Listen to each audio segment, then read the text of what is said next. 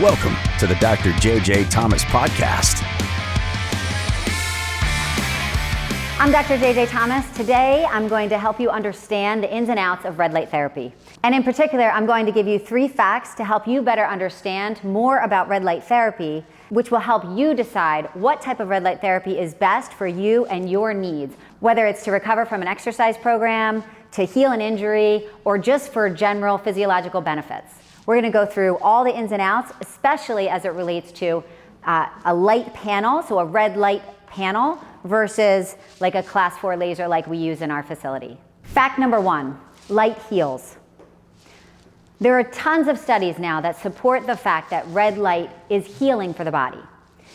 The Cochrane reviews, which are some of the highest quality of evidence you can find out there, and gives meta-analysis of all the research out there, has multiple resources that point to the validity and the use of red light therapy for things like rotator cuff pathology, frozen shoulder, plantar fasciitis, and carpal tunnel.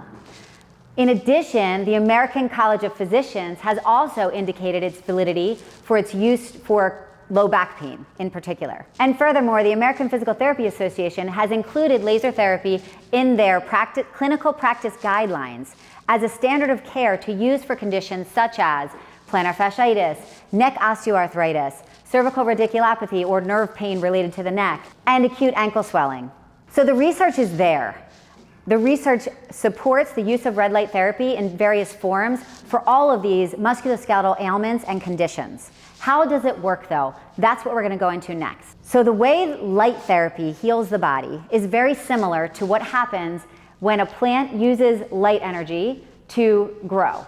With photosynthesis, light stimulates a photoreceptor, which we know is chlorophyll, and that process allows the plant to transfer energy as from CO2 to oxygen to use it to help the plant to grow.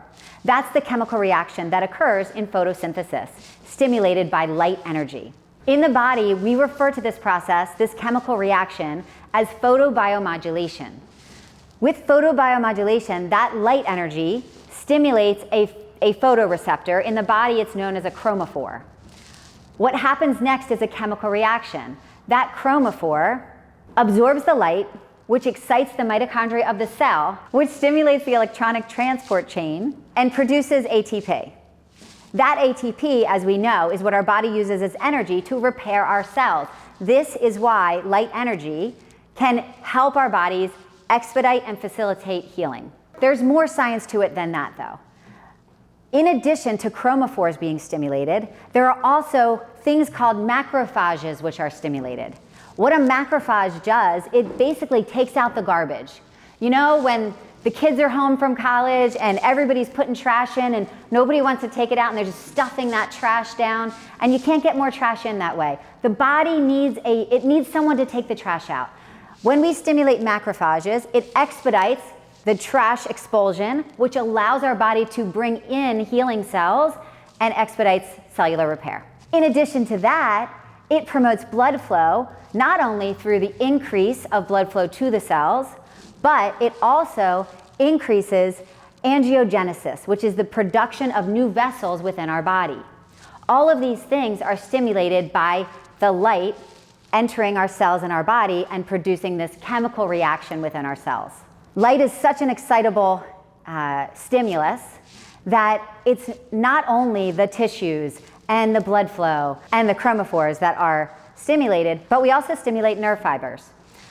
We stimulate A delta and C nerve fibers, which will modulate pain, both chronic pain and acute nerve type pain. And lastly, the other piece of science that's relevant to our light therapy application here is that in addition to all of these things, the light energy also helps mediate inflammation. So, what do we need to heal? We need blood flow. We need the inflammatory process to be optimized in a way that facilitates healing and doesn't prevent it. We need good nerve conduction. We need mitochondria to be stimulated, and the light energy has been proven to do all of these things. Fact number 2.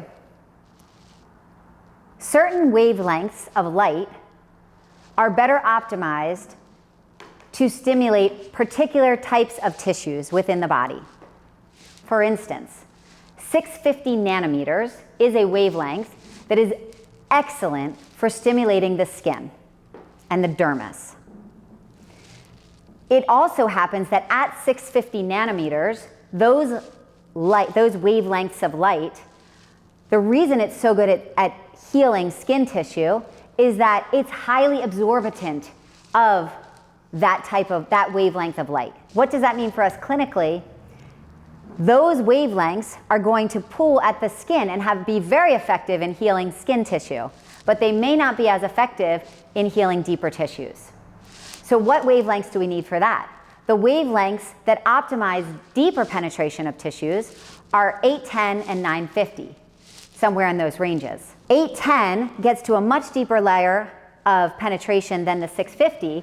It is not as highly absorbed by the skin and therefore can get to deeper tissues. 950 gets even deeper than that. And we'll talk about what that means for us clinically later, especially as it pertains to how you can use this to heal your particular injury. There's one more thing to consider related to those deeper penetrating wavelengths. 810 and 950 do target the mitochondria of the cells. What that means for us clinically is that areas with a higher mitochondrial density may not need as much power as areas of a lower mitochondrial density. JJ, you might ask, which areas have a higher power or have a higher mitochondrial density? Muscles have a higher mitochondrial density than tendons and ligaments. So clinically, we use this as a tool to help us in our decision making in dosing strategies for how to optimize your healing in a muscle versus a tendon or ligament. Fact number 3, power matters. What do I mean by this? There is a chemical reaction to switch on that healing process. Just like all processes in the body, there is an energy requirement that must be met to trigger that chemical reaction and therefore the healing response. Now, recognize that this energy requirement is going to differ for different conditions or injuries. Things that will affect the amount of power needed to meet the demands, the energy requirement of that tissue, are going to be things like how dense is the mitochondria? Is it a highly dense mitochondrial area? Or is it like a muscle? Or is it a tendinous or ligamentous area that's going to need more power to stimulate that effective zone? A second thing that might affect how much power we need to use is the depth of tissue that we're targeting. The deeper the tissue, the more power we may need to transmit to reach that target zone. And lastly, the health of the tissue. In certain conditions, especially chronic ones, we may need to increase the power because the health of the tissue is going to require that we stimulate those macrophages to take out the trash, so to speak, like we talked about earlier, and allow for those healing cells to do their job better. Now, we know why power is important in this process. Let's talk about what power is and how it's measured. Power is essentially, can be thought of as the brightness of a light. Think about, just like in your light bulbs, you have a nice ambiance, you want to have a low light in the background, you're going to do a slightly lower watt, right? It's measured in watts. Power is measured in watts. So for a low ambiance, you don't want a real bright light, you might go with a 30-watt bulb. For an environment that you want a brighter light, you're going to go 60-watt bulb or maybe even higher. So think of watts, think of power as brightness. Now, I'm going to throw you for a loophole because not all light energy is created equal.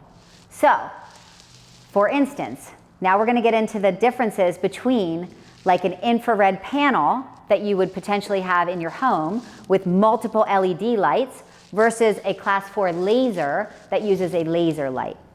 So an infrared panel that you may buy to purchase in your home, they have the face ones, they have a full panel one, there's some really great options out there and we're going to talk about what they're best for, but recognize those are typically 5-watt bulbs, but they are LED light. That's different than a class 4 laser, which is emitting a laser light. Now, the reason that is important is that 5 watts of an LED light is not the same as 5 watts of a laser light. Here's why. All light does one of 4 things. It reflects, it refracts, which means it bends, it absorbs, which is what we want the tissue to do, or it transmits, meaning it would penetrate through it like a sheer curtain, okay? So an LED light has a much higher refraction than a laser light. Now, we just talked about how light bends, right? Refraction is light bending. If I want to use this laser on my elbow tendonitis, I don't want that light to bend. I want to penetrate that area. I want all of that mitochondria to get stimulated very succinctly and directly into my elbow joint. If I use an LED light to try to accomplish that, even at 5 watts and 5 watts, the LED light is not going to be as effective, and it's not going to penetrate as deep because that light is going to bend. The other difference between an LED light used by a panel and a direct laser light used by a class 4 laser is that in a panel setting, there's more opportunity for that light to reflect because it's not directly penetrating through your skin. With a laser, we're directly penetrating through the skin. There's no chance for that light to reflect off of the skin or anywhere else, off of my shiny necklace by Jane Wan, or anywhere else. Whereas in the panel, there's the opportunity for that light to reflect and essentially not absorb into the target tissue like we want it to. So the third thing that the light does is absorption. As I said, with less reflection and less refraction, a class 4 laser is going to do a much better job at absorbing into deeper tissues. Here's the catch. We're going to talk about pros and cons to both because I'm a believer in red light panels. I believe in our laser and I believe in red light panels. I just think we need to use better decision making onto when and why we choose to use each one. Now that you understand more about the science behind light energy and how it can be used to facilitate healing in different tissues, let's talk about which cases are best for our best scenarios to use a red light panel versus using a class 4 laser. Pro number 1 to using a red light panel. These babies are safe for home use and they're easily accessible. You can purchase one online. There's a lot of great brands out there. You can buy one that's just for your face with 100 bulbs. You can buy a full body panel. There are tons of resources out there. So that's a pro. Another pro is that if we look at the wavelengths of light used, these LED lights in the home panels, in the red light panels, typically they have around a 650 nanometer wavelength and about an 810. So they at least do a very good job at meeting that skin dermis effect. Research has been highly linked to the effectiveness of 650 for treating skin conditions, for improving the health, blood flow, circulation, and appearance of your skin. But in addition, red light therapy affecting the skin has also been shown to boost your mood, to boost your energy levels, and to improve quality of sleep. So these are all great reasons to use a red light panel at home. In addition, in a healthy body, the energy requirement that we talked about earlier that's needed to heal healthy tissue is not as high. So although these red light panels have a lower power than our class 4 laser, in a healthy body, they're likely very effective for improving everyday recovery. A con to the red light panels goes back to what we talked about earlier, the science behind the differences in power and in the type of light that you're receiving in a red light panel versus a class 4 laser.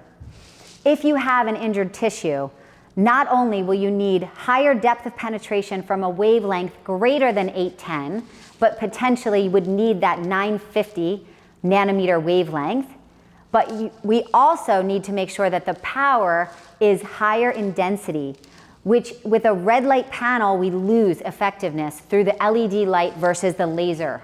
Now, there are a few cons to using a red light panel in your home versus a class 4 laser, especially as it relates to healing injured tissue. If we're talking about healing a muscle or a tendon or a bone, we absolutely need a higher power and we need a higher depth of penetration than what the panels can give us. Remember, the panels only have usually 650 nanometers and 810. That 810 nanometers has been shown to have an improved depth of penetration. However, if you remember the conversation we had, fact number 3 about power, then we know that the LED lights don't emit enough power to actually reach that depth of penetration at the 5 watts that the light panels are able to give you. That's where the class 4 laser comes in. So the class 4 laser, this particular model, we are able to use, so here we're on pros of class 4 laser, we are able to use up to 40 watts of power through a laser emitted light, which is much more concentrated, has less reflection, has 0 refraction, and higher absorption of the tissues. So because the class 4 laser is much more efficient and effective at targeting deeper tissues, utilizing a higher power with a more concentrated beam that allows and facilitates faster repair of the cells, we can do in a fraction of the time with the class 4 laser more than we could do in hours with a red light panel. Now, like I said, I'm not negating red light panels. I am a proponent of them. I encourage my patients who have them to use them. I encourage other patients to buy them. I think they have a load of health benefits. However, if you have a musculoskeletal injury, a muscle injury, a tendon injury, a bone injury, or a nerve injury, then you're going to have a greater result with a class 4 laser, but in addition, in much less time. To give you an example of the protocols we have found to be very successful in our patients, I'm going to show you right now. Here's my laser glasses. These protect against the specific wavelengths in our laser, which are 810 and 950. That is important because if you stare at the laser, the beam would not be good for your eyes. So if you're going to someone for laser right now and you're not sure if they're class 4 or not, it's helpful to know if you're not wearing glasses and it's not a class 4. So this is how we would do it. For like an elbow tendonitis, we set it based on skin color and size of the body for depth of penetration and things like that. I am medium. We'll say it's a subacute injury. I'm going to hit my elbow here. I'm going to call it epicondylitis. There's all these protocols. This is going to be a 2-minute treatment. Oftentimes in our clinic, so we'll get all the dosage needed, 952 joules of energy into the lateral elbow here in 2 minutes. In our clinic, we will add multiple regions based on our evaluation. So if we think they have a tricep pathology that's contributing to the elbow, we will do an additional few minutes there. So a total treatment will be less than 10 minutes. And I'm going to go ahead and hit start. So for this treatment of lateral epicondylitis, we have our settings here. I'm going to deliver 952 joules to the lateral elbow. I have my safety glasses on. My team has the glasses on. And I'm going to move this light directly on the skin, perpendicular to where I want the tissue. Now, I can do it right on the bony prominence there. I can bend the elbow. We can do it with motion. There's all types of things we can do, but we're essentially going to deliver this light energy. We're stimulating those chromophores. We're stimulating the mitochondria. We're producing ATP. We're facilitating healing. And like I said, one area will only need about 2 minutes in this region. Now, a larger region, a deeper penetration is going to need more joules to produce the same effect. So if I'm doing a high hamstring strain, I may end up using a 5-minute protocol. It all is based on the things we talked about throughout the earlier part of the session. So I'm going to go ahead and stop it. Just that's really what it looks like. It's a super simple treatment.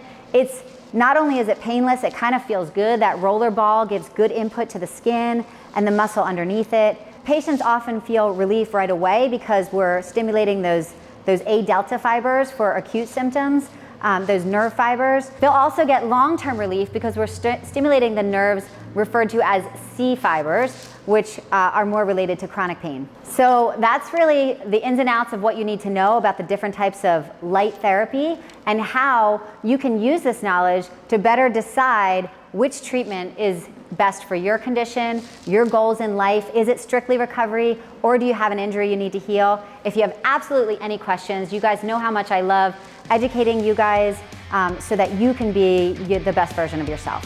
Reach out to me anytime, and I'm looking forward to hearing from you.